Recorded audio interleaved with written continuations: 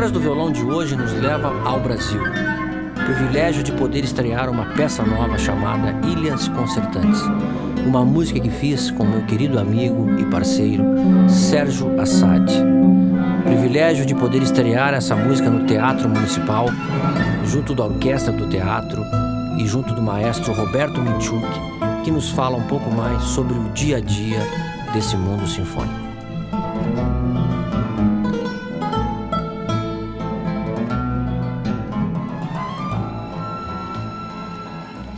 A gente vai chegar agora aqui no ambiente, na sala do maestro, ver como é que é o dia a dia.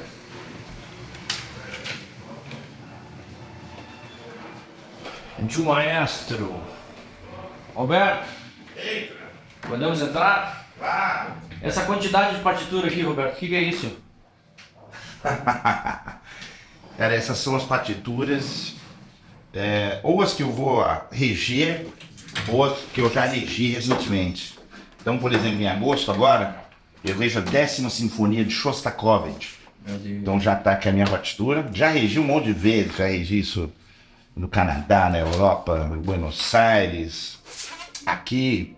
Essa aqui é uma das óperas que a gente vai reger em setembro, O Amor das Três Laranjas, do Sergei Prokofiev. Então já estou recebendo as partituras, mas, enfim, entrem aqui no camarim do maestro, tem uma bagunça, porque eu tenho partitura para tudo que é lado. Aquilo lá também é partitura, no fundo? Aquilo é tudo partitura que eu regi recentemente aqui. Né? As óperas e sinfonia, a 5ª Sinfonia de Mahler, que acabei de reger faz 2 semanas. Olha só que linda essa versão aqui, que tem um texto explicando na frente a música. Tem uma versão, essa é a versão que traz estudo da partitura original do Gustav Mahler, do manuscrito e das versões. Ela é a mais atual de todas, que vem lá de Viena e tal. Sei. Então, olha o cuidado, né, da sim, coisas que são preciosas. Regi isso aqui, tem 400 páginas de... Meu Deus. Regi decor. Meu Deus. Você toca tudo decor também. Mas são minhas, né? Exatamente. Mas engraçado porque outro dia eu tava com o pessoal, né, cantores populares e tal, e as letras que eles mais esqueciam eram as deles. As deles? As outras letras do repertório que eles cantam sempre, eles sabem tudo, né? Sei. Mas e aí, Jamando? Estamos fazendo a sua música aqui, inclusive uma inédita, 3 ilhas. Muito feliz, né? Cara, a gente já estreou tanta coisa juntos, né? Eu não sei a quantidade, mas foram bastante. Bacana. E aqui, Roberto, você vem pra cá, aqui você fica durante os intervalos dos ensaios, é isso? Isso aqui é meu escritório, é meu camarim, é minha sala de reuniões, é tudo. A gente sempre tem tuas roupas aqui, isso são roupas de concerto? Roupa de concerto, exatamente. Tem sapato, tem par de sapato. Exatamente. Bonitos, inclusive, hein? Pois é, tem uns bonitos aí. Mas você sabe que essa sala aqui, historicamente, sempre foi a sala dos maestros do Teatro Municipal. Do Teatro Municipal. Essa sala aqui. E eu, quando tinha 9 anos de idade, as minhas aulas de música eram aqui no Teatro Municipal, aulas de trompa. Sim. E o meu professor de trompa, ele, quando terminava a minha aula, ele me trazia aqui nesse camarim para eu tocar para os maestros. Ele queria exibir o aluno dele, né? Aqui nessa sala. Eu era menino prodígio, eu tocava tudo com 9 anos. Então ele queria se mostrar, olha o meu aluno, e trazia. E aqui eu toquei pro Armando Belardi, Isaac Karabchevsky, Azad Carfari, todos os grandes maestros, Simon Blesch, o argentino, o polonês. Ele me trazia para tocar nessa sala. E aí, 4 anos depois, eu fui primeira trompa dessa orquestra. Fiz concurso e fui o músico mais jovem da orquestra do Teatro Municipal. Né? Com quantos anos? Com 13 anos. E depois, evidentemente, fui para Nova York, estudei, morei fora, tal, voltei, regi ao ZESP, ao SB no Rio de Janeiro, Filarmônica de Calgary. E agora recebi o convite e eu sou o maestro do Teatro Municipal. E que sala que eu tô? Eu tô nessa sala aqui. Quando eu tinha 9 anos eu tocava nessa sala. Revival, Foi um ciclo. Foi um ciclo. Um ciclo, bacana. Bacana. Minha cidade, nasci aqui em São Paulo, né? Sim. Enfim. E eu tô feliz de estar aqui, a gente faz muita coisa bacana. A orquestra você viu que tá super boa. Muito. E rejo muita ópera, né? Rejo balé, rejo sinfonias e tudo. E essa coisa com você, Jamandú, eu sempre adorei, pô. Porque é muito diferente de tudo pra orquestra. É uma... E dá um frescor, né? Dá uma guinada na orquestra. Dá uma mexida. Acho que é uma coisa de mão dupla também, né? E você tá aqui no meio, você com violinos e trompetes ali, tímpano. Enfim, uma biodiversidade que não é o seu dia a dia, né? Exatamente. Alimenta a gente, né? Impulsiona a gente, né? Cara, mas eu tô lembrado, você tinha 18 anos, quando eu te conheci pela primeira vez, você foi dar uma canja naquele bar, lá na Consolação, Supremo Musical. Sim. Chegando. Você tava chegando em São Paulo, tava o Nelson Aires lá, estava a Bandiqueira tocando, Bandiqueira, aproveita. e de repente o Nelson pega e fala, uma figura aqui, veio do sul, né, um gaúcho, tchê. Vamos ouvir esse gaúcho tocando aí. Você pega o violão, você sobe naquele palco lá, naquele, enfim, é um porão ali do... Era um porãozinho, é. Cara, e fiquei tão impressionado, enfim, com aquela coisa, com o seu virtuosismo, a sua natureza. E a gente conversou naquele dia. Falei com você, olha, eu era maestro adjunto da USESP na época, Sala São Paulo. Falei, que tal fazermos um concerto com a USESP na Sala São Paulo? Acho que foi a única vez que dar uma canja valeu a pena na minha vida. Num boteco. E o dia a dia de um maestro, Roberto, é uma loucura. Você demanda muito de estudar. Como é que é isso? Os repertórios são muito diferentes. Como é que é? Cara, muito estudo individual, e eu adoro estudar, cara. Eu varo noites estudando, adoro decorar o que eu rejo, né? Qual é a diferença de decorar? Cara, decorar... Você se apropria mais da Você peça? se apropria e você consegue ter uma liberdade de você ter contato visual com os músicos e um engajamento maior. Então, quando eu vejo sinfonias, por exemplo, peças orquestrais, sem solista, eu rejo decor. Quando eu tenho um solista, eu rejo com partitura, porque aí você precisa ficar muito atento. Às vezes dá um problema, né? O solista pega e pula um compasso, pula o outro.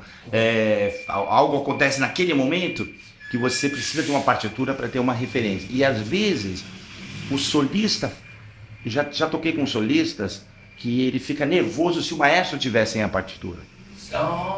Então ele fica menos seguro. Então eu geralmente, né, por exemplo, nesse programa que a gente faz também, o quadros de uma exposição do Monzox Ravel, eu vejo decor, entendeu? Mas as suas peças, inclusive tua peça que é inédita, né, que são as Três Ilhas, então eu prefiro reger isso com partitura para ficar mais atento, entendeu? Então essas duas coisas. Mas é muito estudo, Jamandú, e é muita...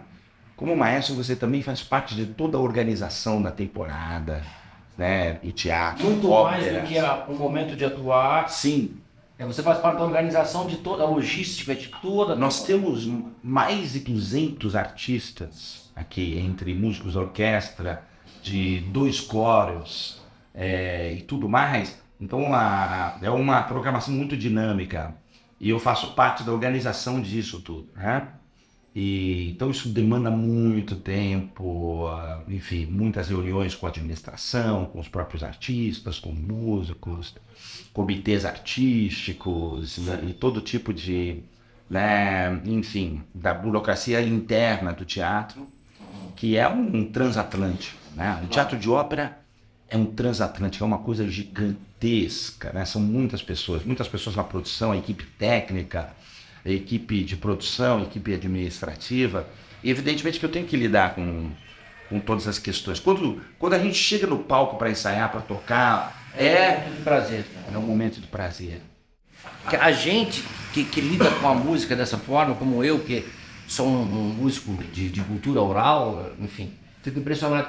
Como você decodifica, por exemplo, tudo isso, né?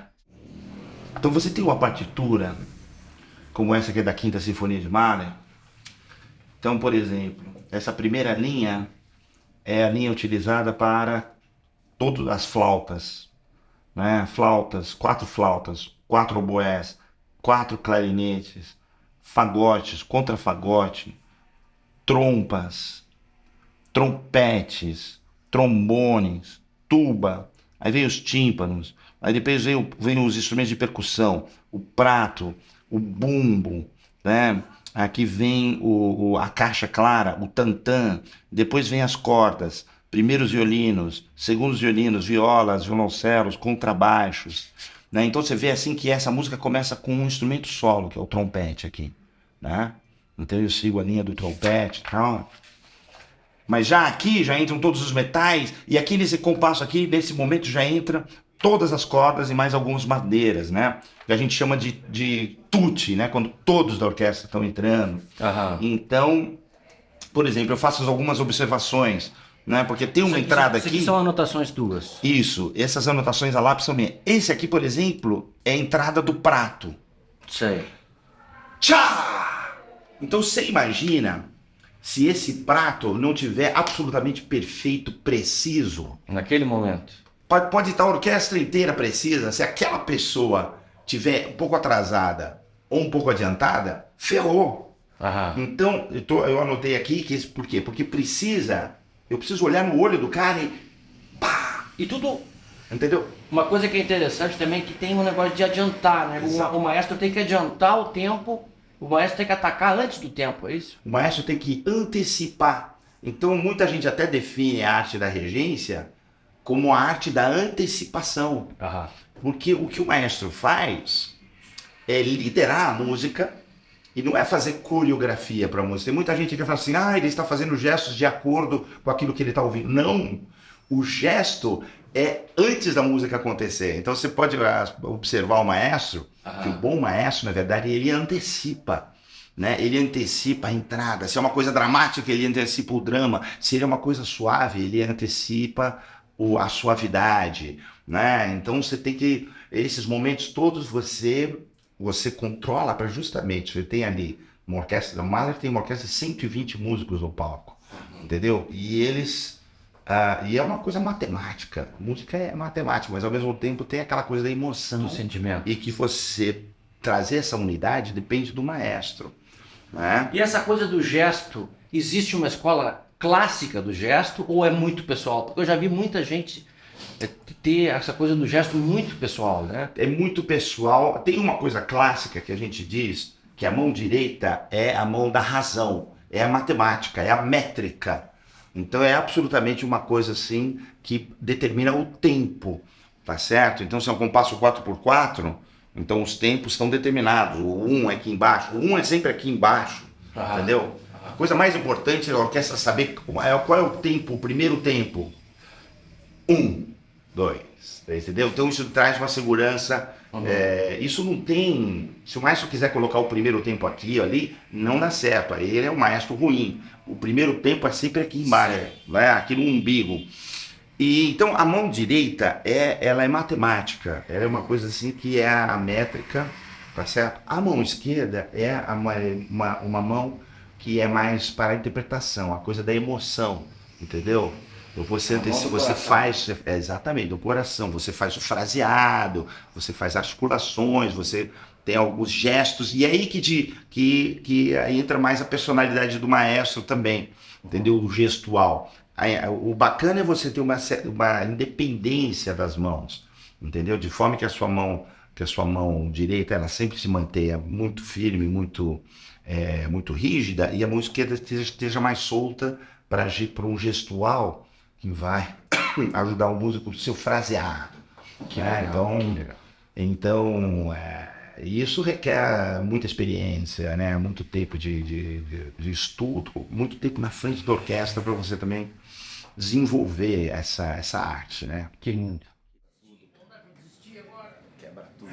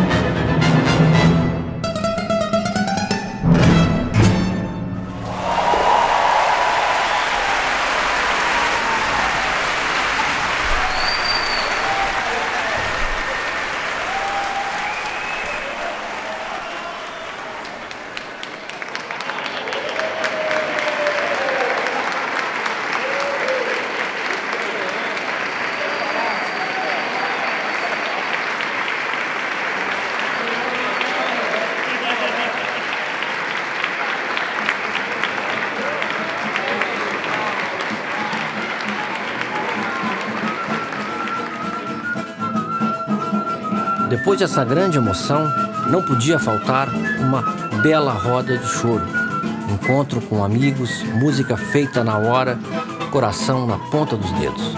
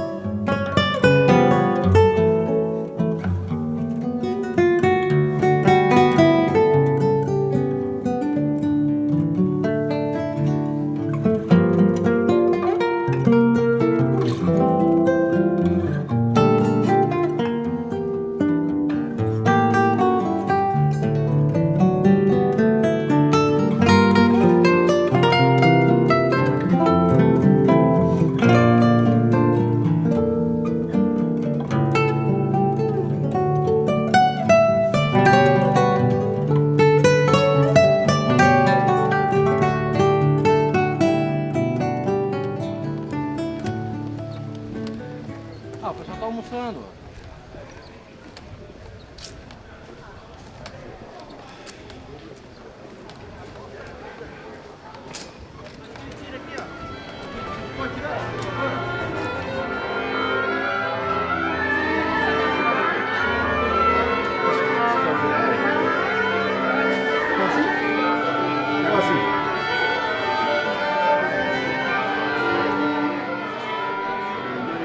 Sabe que esse pai está seguindo você, né? Quem?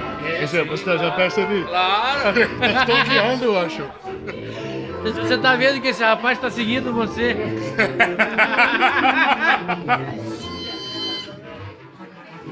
Ele faz as palhetas do instrumento, ele faz, dependendo de um repertório ou outro. Sim, ele toca no repertório dele é outro estilo, outro caráter.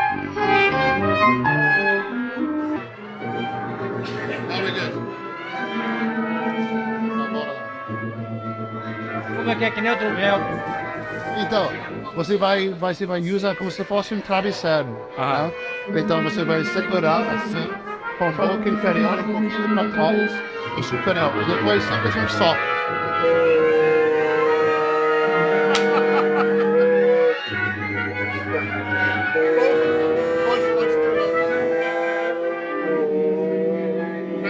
Vem comigo.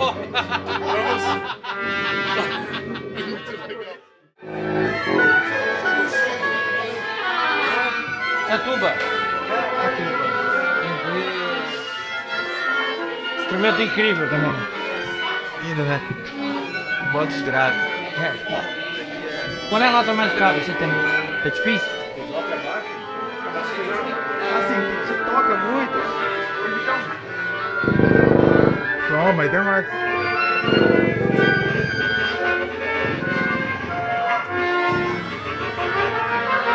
Tem que soltar pouco ar. Na verdade, manter o ar e relaxar um pouquinho mais a boca só e... Aquela... Manter a constância, né?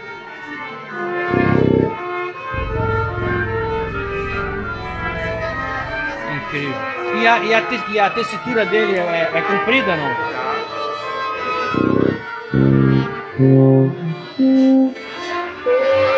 Quantas oitavas? Dá pra tocar umas 5, mas tem gente que toca muito mais. Obrigado, viu? Obrigado.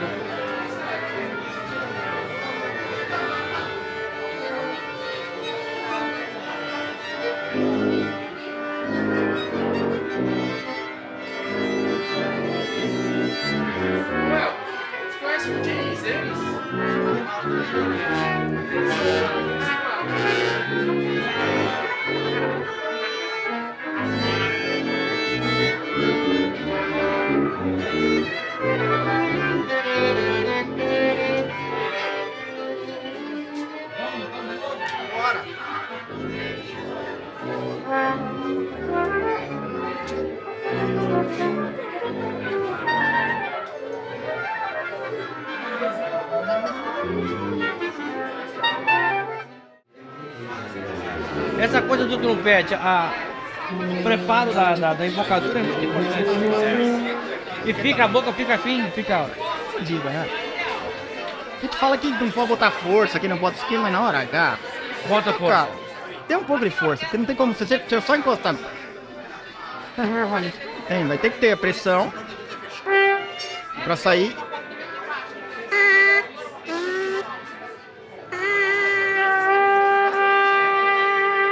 Aí vem o som com o harmônico, senão fica aquele som. Sei. Garoto estudante, iniciante. Pra você ter harmônico vai ter que ter.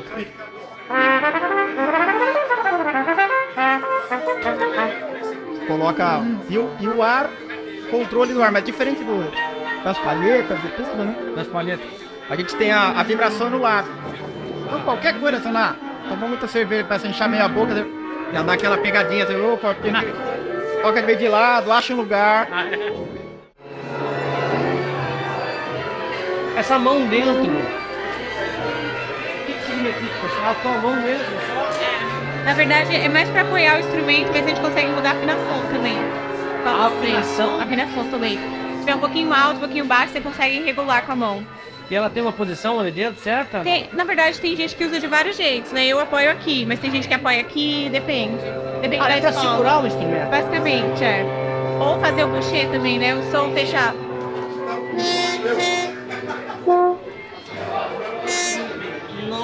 Você fecha pra mudar o som. Fazer tipo um... Como é que você chama? Boucher? Boucher. Boucher. Boucher. Boucher em francês? Boucher. É, acho que é boucher em francês. Eu acho que significa fechado mesmo. Fechado. Eu acho. Fechado é vermelho, né? A gente usa... Como é que é isso? Faça de novo pro ver.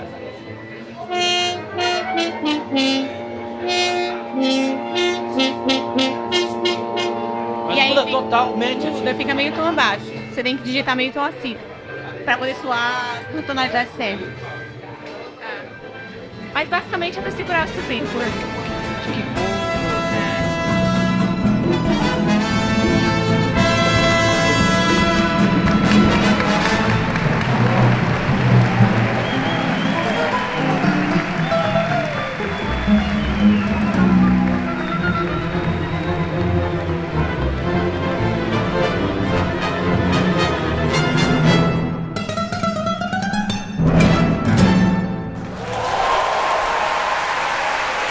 Aqui fica mais uma das histórias do violão.